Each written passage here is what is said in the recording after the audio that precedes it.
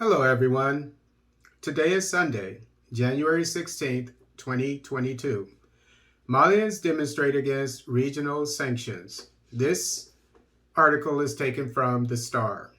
Thousands of people demonstrated in the Malian capital, Bamako, on Friday against sanctions imposed by neighboring countries on the transitional military government for trying to extend its hold on power. People poured into Independence Square holding up signs saying down with ECOWAS and down with France to protest restrictions imposed by the Economic Community of West African States and backed by former colonial master France. A military junta seized power in a 2020 coup and initially agreed to hold elections this February. It has since backtracked and recently proposed a new date of December 2025.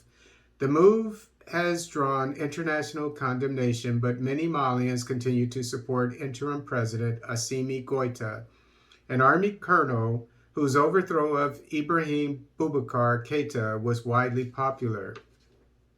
I am here to say that Mali is first for Malians. It's not ECOWAS or France who are going to make decisions in our place, said Adama Cisse, a 40-year-old teacher in the crowd. The sanctions have left the landlocked country isolated as neighbors have canceled flights, closed borders, and cut off its access to regional financial markets. Western powers have voiced support for ECOWAS's actions, and the European Union said on Thursday it would also impose sanctions. Mali was already in a spat with Western allies who accuse it of hiring Russian private military contractors to provide security services. The Malian government has said the Russians are instructors who came with equipment bought from Russia. Speaking at the rally, Prime Minister Chagul Maiga praised Russia and China for blocking a proposed statement at the UN Security Council this week, backed by Western and African countries endorsing the ECOWAS sanctions. Today, Russia and China are opposed to the illegal and illegitimate embargo against our country and our people, Maiga, dressed in military fatigues despite never having served in the armed forces, told the crowd. French troops have been deployed to Mali since 2013 to help fight Islamist militant groups linked to Al-Qaeda and Islamic State. The UN peacekeeping mission, MINUSMA, also has about 12,000 troops in Mali to try to contain the violence. In a further sign of fallout, Sweden on Friday said it would review its contribution to the UN peacekeeping force in addition to withdrawing its forces this year from a European Special Forces mission in Mali as previously planned. And if I recall correctly, the former democratically elected president of Mali, Keïta, was overthrown by this junta because he was in office. All this insurgency happened on his watch.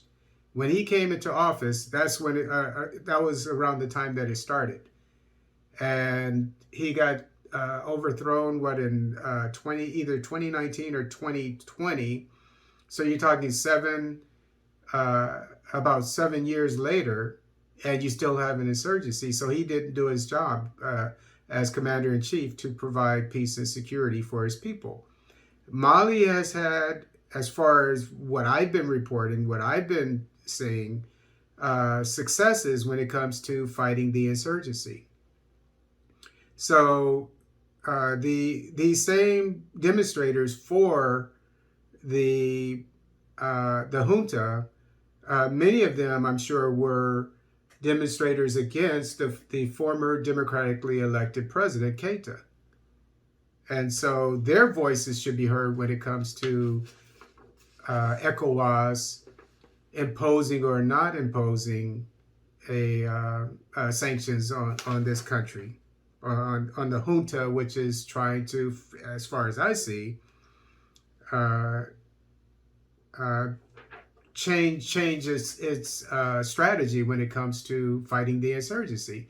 Because if something isn't working, you've been doing it over and over and over, year in and year out. It's time to change the way you do things, and that's what I see the Malian junta doing. So again, I disagree with ECOWAS's position when it comes to the sanctions, and I think they should have given the junta more time to try to put out the insurgency, and especially with the help of the Russians, even if it is with a private security firm, Wagner.